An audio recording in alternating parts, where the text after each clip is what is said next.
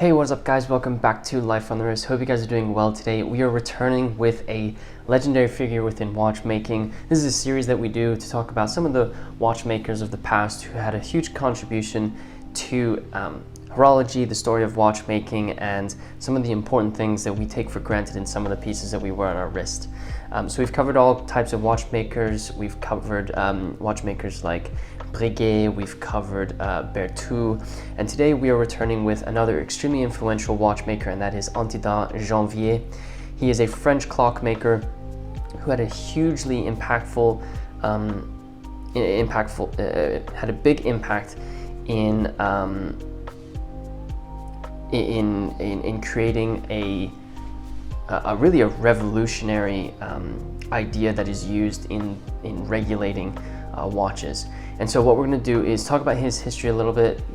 You can get to know Janvier a little bit here, and then we're going to go into sort of his inventions and his sort of time within clockmaking and his contribution to watchmaking. If you haven't seen some of our other videos where we've gone over some other influential watchmakers of the past, be sure to check out our playlist. You can also just search legendary figures of watchmaking and you'll probably find our videos and articles that correspond with each of these watchmakers.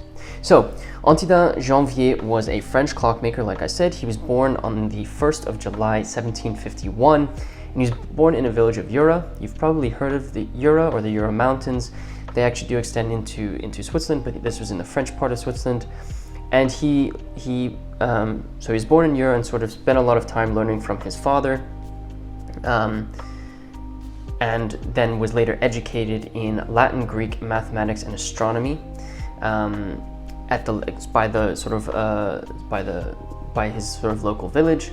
And so it's weird to think that you've learned all these things, and then by the time you're 15, you kind of have all this knowledge, and then you think about what we've learned. When I was 15, I don't think I'd learned all of the things that he learned. So it's very interesting to see sort of that evolution there. Obviously, he was an extremely successful sort of scholar, and he actually ended up creating an astronomical sphere that was presented at the Academy of Science in Besançon,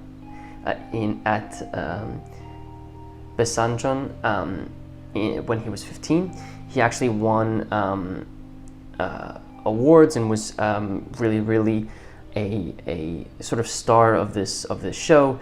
And at that point, he then began his career as a watchmaker. So at age 15, Janvier had started as an apprentice in creating watches and the things that we really love.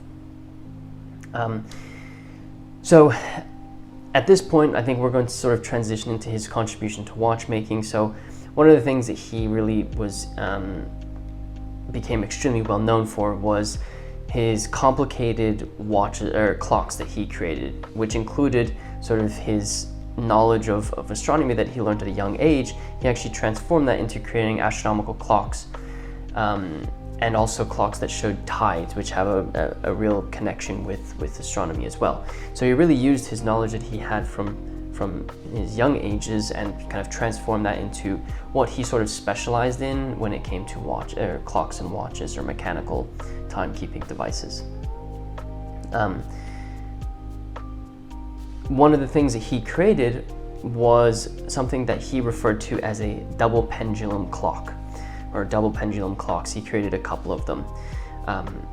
F.P. Journe later kind of renamed that as the resonance clocks, but the idea of the double pendulum clock was Janvier found that when you had two clocks that had pendulums, when they were very close to one another, the oscillations of those pendulums had an impact on each of the two clocks, and so that would reduce the accuracy of each of those clocks. This has to do with sort of basically the influence of those regulating systems on each of the different mechanical devices. It changes the oscillation distance, and then will change the timekeeping ability of that clock. So what he ended up doing was he decided to get two pendulums and add two pendulums and two different regulating systems to one clock. And so what you'll see is that the clocks that he created, which are referred to as double pendulum clocks, actually oscillate in different directions. And the fact that they oscillate in different directions and they're so close to one another, it actually cancels out the negative effect of each of those pendulums on one another, and actually increases the accuracy of that specific clock. This was an extremely revolutionary idea of a watchmaker to do, to increase the accuracy of those clocks. You can see some of those in modern times now. A great example is the MBNF Legacy Machine number 2, where they actually use 2 different balance wheels that oscillate at different rates and are then equalized, and you have one sort of accuracy for that clock. He became extremely, obviously he did extremely well with these, and he actually ended up becoming one of Louis XVI's royal clockmakers, and I think he was specifically the clockmaker for Louis XVI's brother, and that became an extremely important part of sort of his history of the sort of the clocks and watches that he created. So just to give you a little bit of like a time period here, so what he ended up doing was, I'm just gonna check my notes really quickly. So he had, after creating this, like I said, he became the watchmaker to Louis XVI, and he actually present this, the way that it worked back then is you actually presented a piece of art, a mechanical device to someone, and they would end up either buying it or not buying it.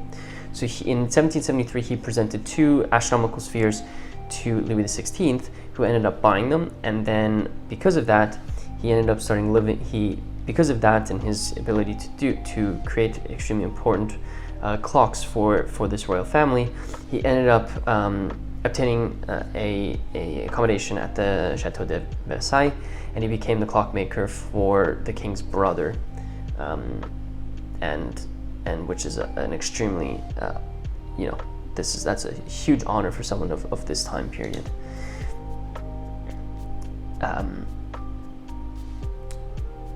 So that kind of gives you an idea of what time period we're looking at.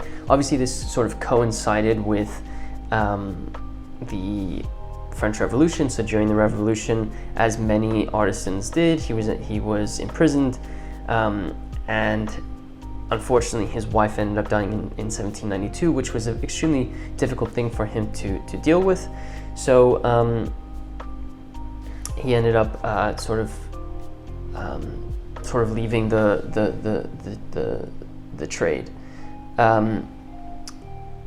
One of the things that he also did was he did a lot of publishing, where he would write about theory and practices of watchmaking. One of his extremely popular or extremely influential books, I'm not going to go into the title of it, but he wrote an extremely important book, which was published in 1821 in Paris, and this was an extremely important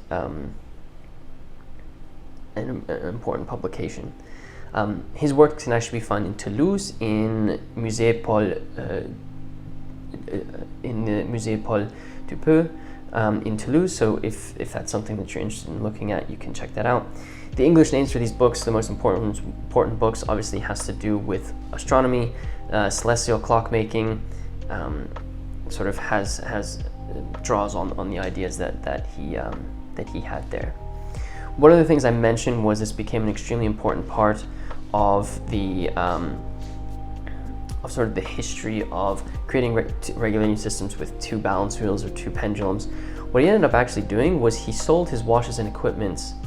He sold his watches, equipments, and designs to Abraham Louis Breguet, who ended up selling watches under his own name. And so what you can actually see here is a real connection between Antide Janvier and Abraham Louis Breguet, and sort of the connection between the 2 watchmakers.